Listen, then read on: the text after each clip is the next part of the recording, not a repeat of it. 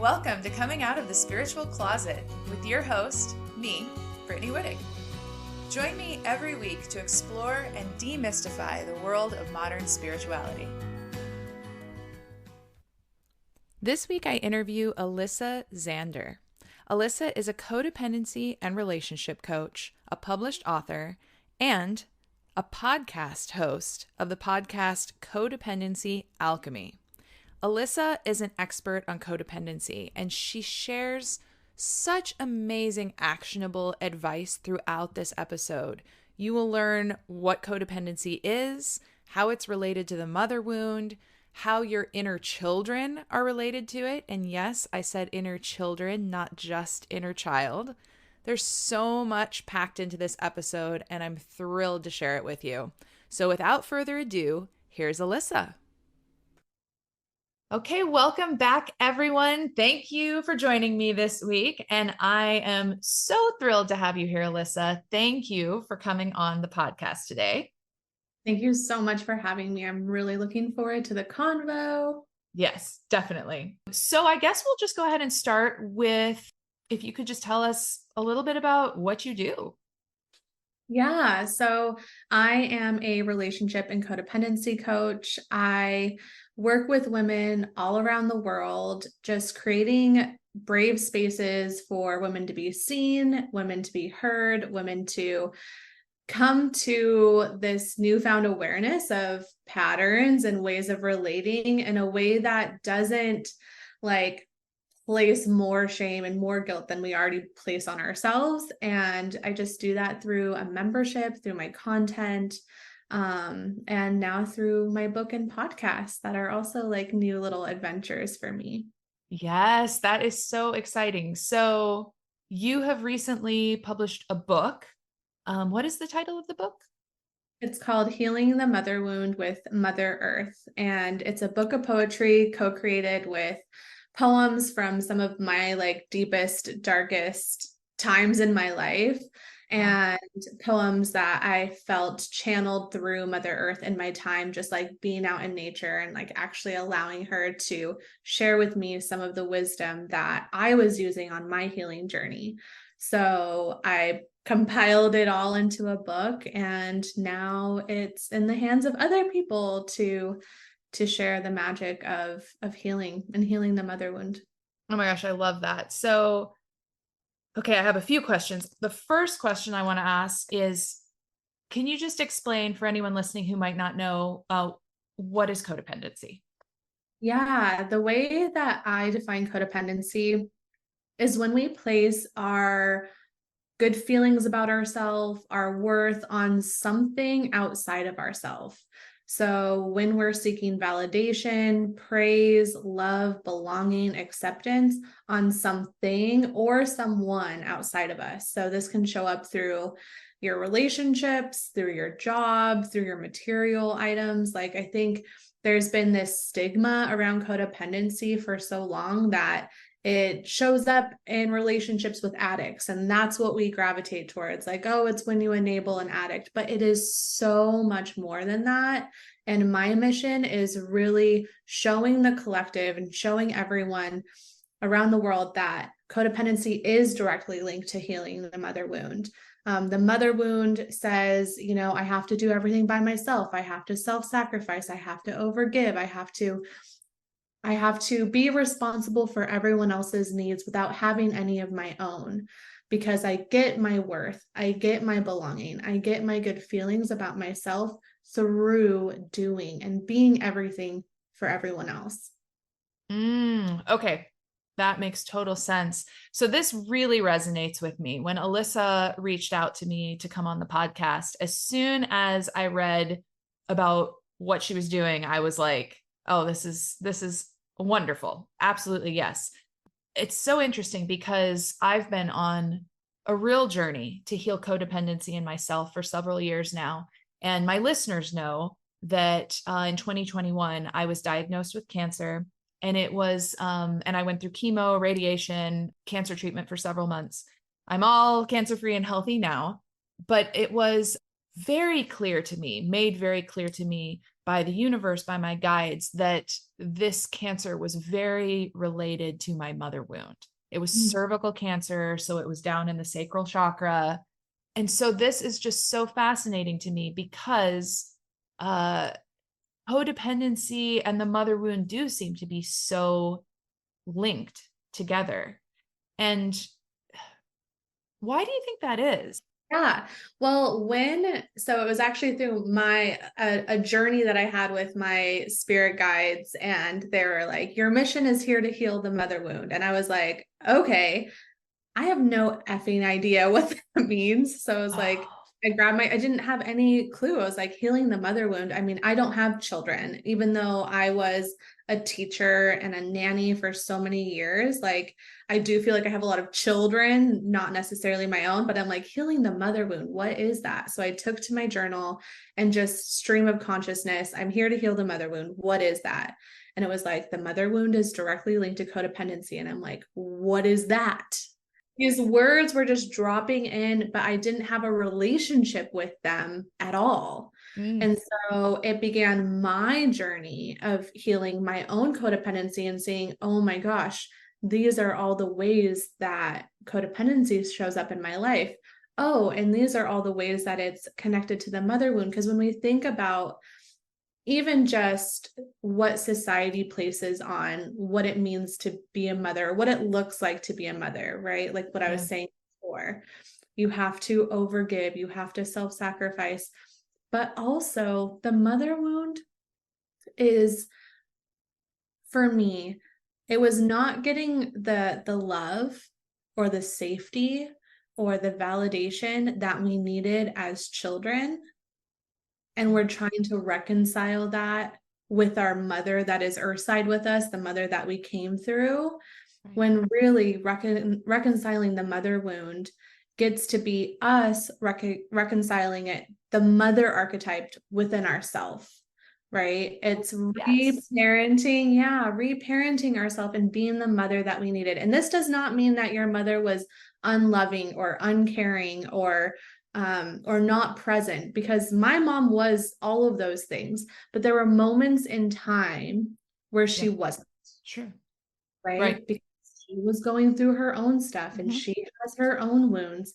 And so I think that what I would love to be a part of in women's lives is releasing our physical mother from the burden of needing to reconcile that for us and empowering ourselves. And I noticed that when I began to take responsibility of reparenting my own inner child that needed her to be something that she couldn't at that time, it's actually healed my relationship with her because there isn't that enmeshment.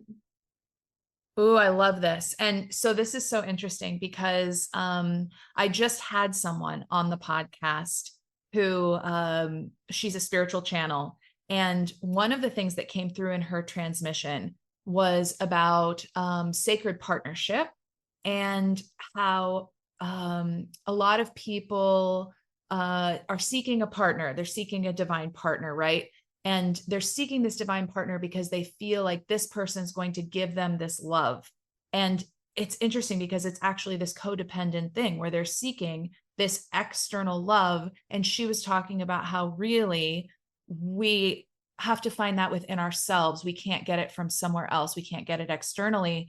And what came up as you were talking is that I think we also, so many of us in relationship are seeking that love or that what we didn't receive from our mothers, from our parents, but especially I think from our mothers. And so we end up almost desperately trying to get this external validation when the reality is, and this is what you talked about, reparenting, like we have to give that to ourselves. It has to come from inside. It actually can't come from the outside. I mean, would you agree with that? 100%. And I see it with my clients all the time, even when they do get it from the outside, even when their partner does say the thing or do the thing, it's never quite enough. Yes. Right? They didn't quite do it good enough. They got a gift, but they only got this kind of gift, or they did the thing, but they did it with a grumpy attitude. Like it's still just like not quite enough because we think it's going to provide us with these good feelings. And sometimes it does though, right? Yeah. Sometimes it does. And this is one of the poems actually in the book that I labeled, like I wrote Codependence. It's the title of the poem, but it's like we believe that someone else can fill.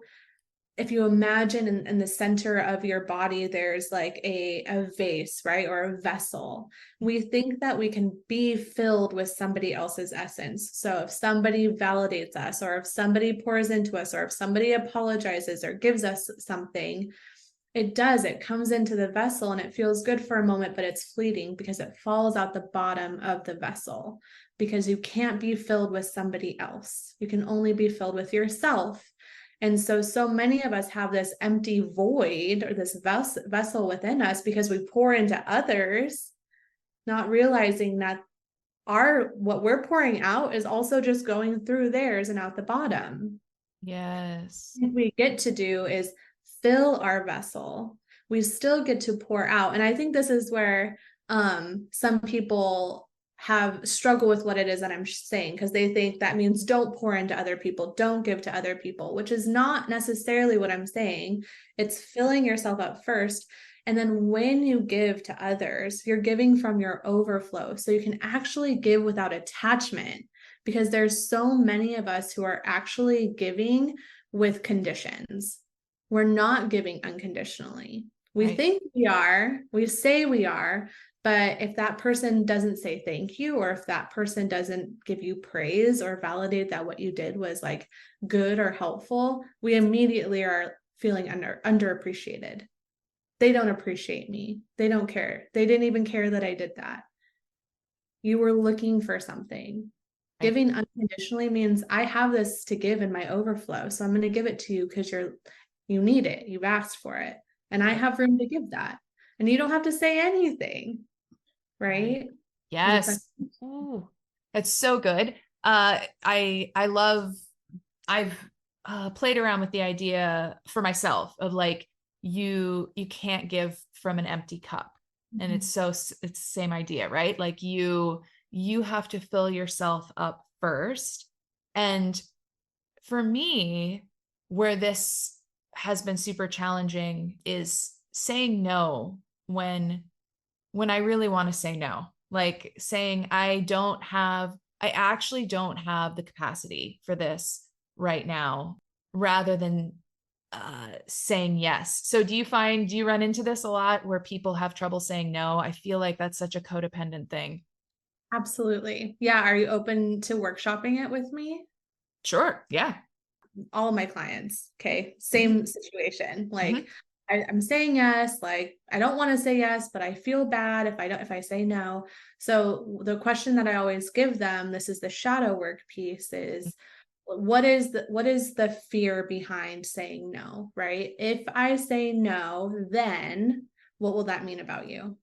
Oh, yes. Okay. I love this. So for me, the way it goes is if I say no, then the person that I'm saying no to is going to be upset with me. Mm-hmm. And if And, they're upset with you, mhm. then what will that mean? And if they're upset with me, then it's interesting. That feels unsafe to me. Then That feels dangerous to me. And I think it's a fear of rejection, but also I think it goes all for me. I think it goes all the way down to my childhood, because I lived in a home where if my parents were angry with me, it was dangerous. I mean, Mhm. that's personal for me in my upbringing. Yeah. So now that you know that saying no Yeah. equals I'm not safe, I'm in danger, you Yeah. get to then see that there's a part of you, a very young part of you that you are already aware of, that is saying, don't say no, because then we aren't safe. So Right. now you, current, present day Brittany, get to say, I see you. You Mm. think that it's not safe to say no. And then you get to have a conversation with that part. So like, what do you want that part to know? Okay, yeah. So this is good. Let's see. I would want that part to know that it is safe to say no, that if someone is upset with me as an adult, if another adult is upset with me in my adult life, that that's okay. That I can't control the feelings of the other adults around me. And Mhm. so, yeah, telling little Brittany, like, we're not in danger from adults now, the way that we were when we were little kids. Exactly. Mm, Exactly. Because that part of you that's saying no, don't say no because other people, it's not safe. She's frozen in time. She doesn't know that you're actually however many years old you are now. We want to go back to that part and say, look, I'm an adult. This is mm, how old I am. This is where I live. Like we want to thaw her and bring her to our present day, bring her inside our homes and say, see, we are safe. See, we're mm, not in danger from other adults. I'm an adult, actually, and I'm right. here to protect you and I'm here to keep you safe. And we aren't actually responsible for other people's feelings. Some people might not like our no, but we're going to be Mm, okay. And it's okay to right. be scared, right? Affirming, Yes. validating her feelings. Whenever I do something new, that part of me always comes up and says, don't do that. That room isn't safe. Like I see it almost as like rooms in a house. It's like, we've seen this room, we've seen this room, those rooms are safe, but we haven't seen that one you're about to walk into. Don't go in there. Like that is not okay. There's definitely monsters under the bed in there. And so it's like I kind of come in and hold her hand and I'm like, yeah, we haven't been in this room before. This room Mm, is scary. This room is black.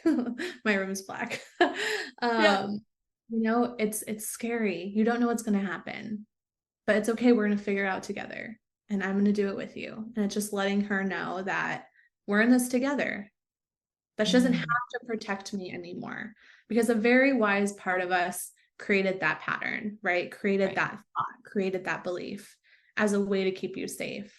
The Right. thing is that she doesn't realize that you're not in that environment anymore. So we're just reminding them. Oh, I love that. That's like direct, actionable advice for how people can start working on this reparenting. And it's interesting, what's interesting about this conversation right now is just recently, I, I've actually done a lot of work on this, like saying no and reparenting. And it's such perfect timing that we're having this conversation today because I find that healing happens in a spiral. And which I'm sure, yeah, you're nodding your head. Yeah. So this is one of those things that's so deep. It's so deeply conditioned in me that every once in a while I have to circle back and it's like a little easier each time. But I've been just this week in some situations where I really want to say no, but that fear, that child self inside of me is not wanting me to.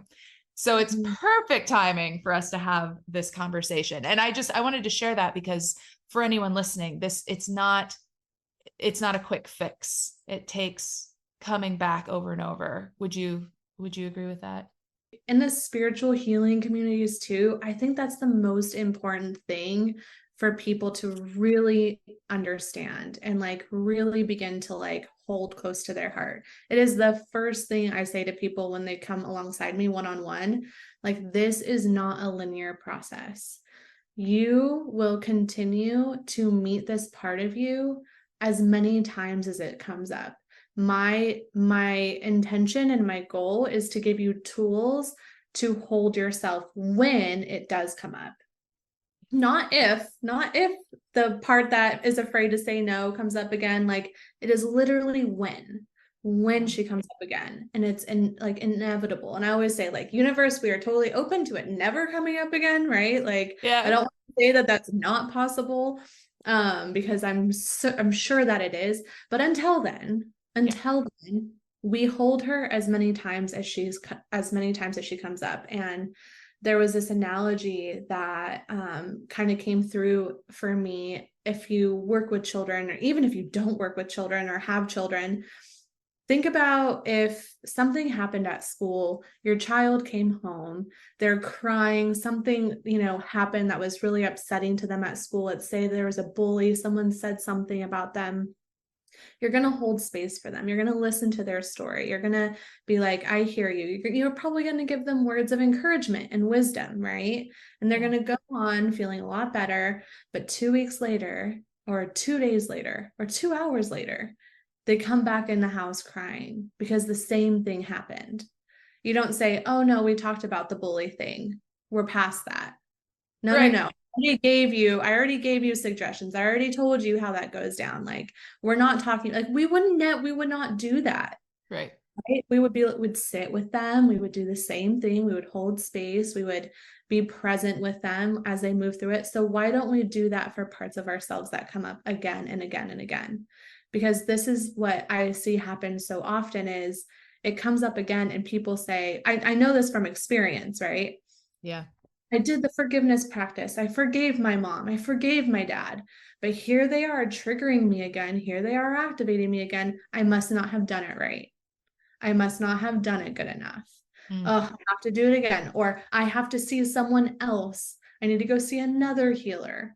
And they'll do it for me because they are more, I don't know, equipped to do it. Right? We start giving our power away and shaming ourselves when it's like, no, it's just the child coming home again with the same experience. And we get to hold ourselves through it. It's not healing it and being done with it. It's how do you hold yourself when they come up again?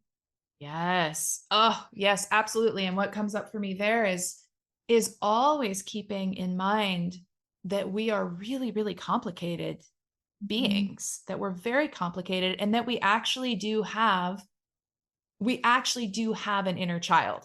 It's like you hear the term inner child, I think, and I think people think, oh yeah, sure, there's this part of me that still remembers what I was like when I was a kid. No, you actually have a part of you that is that child still. And that's what we're talking about communicating with. And that part of you that's a child inside is not going to grow up. So you're going to be working with them and there's no end point, I guess. Exactly. 100%. And like, there's more than one. Like, I've got a 3-year-old self, I've got a 5-year-old self, I've got a teenager self that's super feisty and, has a lot to say, right? Like, we have different versions of ourselves. And, I think that from my experience, I know that because I communicate with them, because I listen to them, like I know what they sound like. And not only do I know what they sound like, I know what they feel like. So because I've extensively worked with them, I know when I'm in a pattern, right? I know when I'm in a belief. I know when one of them has basically taken the driver's seat and is going on a joyride, right? I'm like, oh no, no, no, no, this isn't me. This isn't me. I know who this is. Like, let's pull over the car. Like, no, no, no, you are not driving. You can't even touch the pedals. Like, you're going to fly us off the cliff. It's reminding them, like, okay, get in the back. We're not abandoning them, right? We're not leaving them on the side of the road saying you can't come, but we are going to buckle you up in the back seat. You don't get a roadmap. You don't get to tell us where we're going, but you do get to come along for the ride. So sometimes there's multiple parts of me that come and take the driver's seat throughout the same day. Sometimes I'm driving for like a whole week and it's super nice, but we can't always know what's going to trigger or activate us, right? Yes, definitely. Oh, that's so interesting. So let's see. I wonder if someone is just starting to, like, someone's listening to this and it's resonating, but this is very new information for them. Where is a good starting point for people to just kind of start digging into this kind of work? Yeah, I think that's one of the main reasons why I created the book, right? Like, I created the book because I wanted to lead people through the journey that I lead people in my one-on-one mentorship through. But a one-on-one mentorship space can feel a little bit too much, right? Sure. especially for people who experience codependency, where it's like, oh, I can't give myself that space to be fully seen. I can't give myself that space to be fully held. So it's like that little piece, like entry point of, let me create awareness of the distortions that exist in my life, because the book is divided into 3 sections: distortion, divinity, and destiny. And that distortion piece is so illuminating, because it's just going to start showing you where some of the distortions live within your life. I would say the thing that helped me the most was the inner child work and shadow work. If you don't know anything about it, Google it, look it up, just start getting familiar with what that even means, because I truly think that shadow work is what will heal. Shadow work and inner child work is what will heal the entire world, that will heal the entire planet, because we will come into sovereignty when we begin to heal codependency. Like, the antithesis of codependency is sovereignty. Absolutely. Yeah. Right. Exactly. So, and for listeners, I'm going to put in the show notes, there are episodes of Coming Out of the Spiritual Closet, one that specifically focuses on inner child work and one that specifically focuses on shadow work. So I'll put those in the show notes if you just want an intro to those things. So your book, that sounds fascinating. And now the book, I think, did you say it's a book of poetry? So you read, is it, do you read the poems and just see how they resonate with you? Is that kind of the idea of how you work with it? Yeah, so there's a couple different ways that you can use the book. Okay.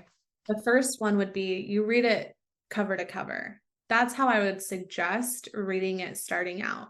Okay. But there's also another intention behind it, which is to use it as an oracle. So I have had people who have read the book cover to cover, but now they have it like on their, table, and they'll open it and just say, like, and this is in the book too, like, just saying a prayer, right? Mother Earth, show me what it is that I meant to see more clearly today. Show me what this experience is trying to show me. And then just flip it open to a page, and let that land for you. So that's how I use the book a lot of times. Like, if I'm feeling really stuck, I'll just flip through the pages until I hear stop, or however you come into relationship with the book. So it can be just flipped open to a page and you can read the medicine and then relate to it. Oh, how cool. Okay. So I'm definitely going to have a link to the book in the show notes, for anyone listening that wants to grab that. It sounds great. I'm gonna have to grab one for myself. That Yeah. sounds amazing. So I feel like, I just wonder your opinion on this. It seems to me that codependency is, it seems to me like it's everywhere. Like, it's a part, I don't think I've ever met anyone that isn't affected that isn't at least a little bit codependent, because it seems like our society is a bit codependent. What do you think about that? You nailed it. Like, you nailed it. I've made content about, like, if you grew up on the planet in the last like 10 generations, it is likely you experience codependency. And that's why, like, the mission is so big. It's like, we just need to become aware of what codependency means. And that's why I think the way that I define it, when you place your worth or your good feelings about yourself on something or someone outside of you, begins to broaden your horizon of, like, it's not just romantic partnerships, it's not just relationships, right? It's your relationship to material things. And you're right, society primed us for this, right? Yeah. Through marketing, through school, even, right? Your grades dictate how dictate if you're smart or not smart, right? They dictate what you are. So I have to get good grades in order to be smart. Or if I get bad grades, that means I'm not smart, when, like, that's not even true. Wow. Oh, I never thought about that, but absolutely. Yeah, I was an educator before this, so I have a lot of feelings about education, Oh. and just how it has really boxed. Think about codependency as all the ways that you're boxed in, right? all Okay. the way to the boxed in because I want to look or be a certain way in order to be accepted, in order to be successful, right? We have Mm, all these ideas of what it means or what it looks like to be successful or happy, right? I can only be happy when I have this much money or this kind of car or this kind of relationship. mm, right. And it comes, and there's this deep feeling or this deep fear in so many of us, maybe most of us, of social rejection Mm-hmm. Mm-hmm. because society is telling you this. So if society's telling you this, if you don't conform in these ways, then does that mean social rejection? Mm-hmm. Mm-hmm. Mm, wow. Wow. I'd never even thought about grades in school, but yeah, absolutely. And friend groups in school, right? Yeah. Like there's just so many and movies, right? Movies and even songs. Like songs tell you that love looks this, very specific way. So we're out there seeking the spark when like a lot of times a spark is literally a trauma bond. Like somebody is igniting your trauma and that it's actually your body responding to a wound as opposed to love at first sight. But that's a whole nother tangent that could get started on. Ah, But we really want to look and see, not even look and see, but ask ourselves, like, is this my dream? mm, Is this a dream of somebody else? Is this a dream that somebody else has dreamt up for me and I've accepted it as my own? yes. Oh, interesting. And then I feel like it's something that's coming up for me as you talk too is almost there's almost this reverse codependency that can happen too, where we expect other people to, and I don't know what you call this, but this is where we expect other people to be a certain way or a way that we want them to be. And so it feels like an important piece of this also is maybe letting go of our expectations of the people around us or the stories we're telling ourselves about the people around us or something. Yeah, yeah. When we want, for example, like our partners, I'll use my partnership for example, because we've gone through all the seasons of this. Mm, Um, in the very beginning of our relationship, our first 4 years together, I needed him to be a certain way. And it was basically everything he wasn't, right? I needed him to stop playing video games. I needed him to stop being on YouTube. I needed him to stop like not being social. I needed him to be all these things. And then I began to figure out, why do I need that? Because I don't feel safe. Because I think he needs to be or look a certain way in order for me to be safe. Because I'm doing my healing, his healing needs to look the way I'm doing it, mm, right? okay. He's not healing. So if he's not healing, then I'm not safe. So I need to project it onto him to get him to be something he's not. Mm, Now that happened for 4 years. We broke up. He was like very happy and like light and airy and everything that I had always wanted. And I was like, why is that? Well, because I put him in this box and like needed him to be something, and that pressure, repelled him, right?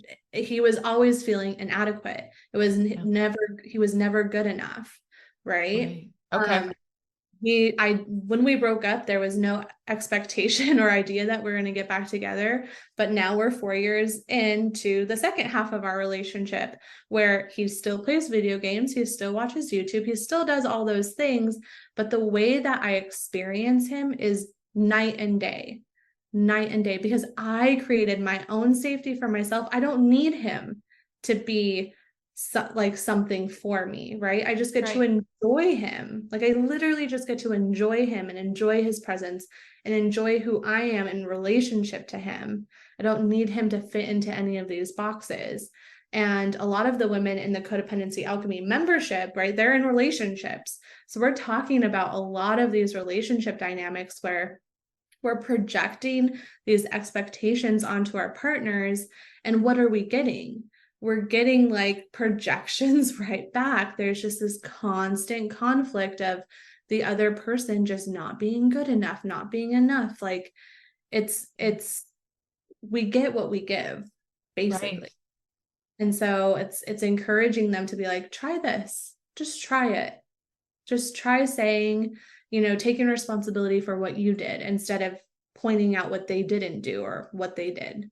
Just Sure. point out what you did. And it's so fascinating to watch them come back in these membership calls and being like, whoa, that worked. Oh my gosh, this is what happened. He apologized and I didn't have to ask him to. Like, all of these things start shifting in our relationship when we stop focusing on them and what they're doing or not doing, and just start focusing on us and what we're doing and what we need. Yes. Ooh, that's so good. Yes, yes, yes. Um, yeah, that's very powerful. And the thing that's so interesting about this is that this can also apply to familial relationships, friendships, all the relationships in our lives, right? Like this same kind of idea. I feel like this happens with friends a lot, like expecting each other to be a certain way. Absolutely. Yeah. And especially like depending on when that friendship was created. Did you create that friendship in, grade school? Or did you create that friendship in adult life? Because those are very different types of friendships. They Yeah. can be.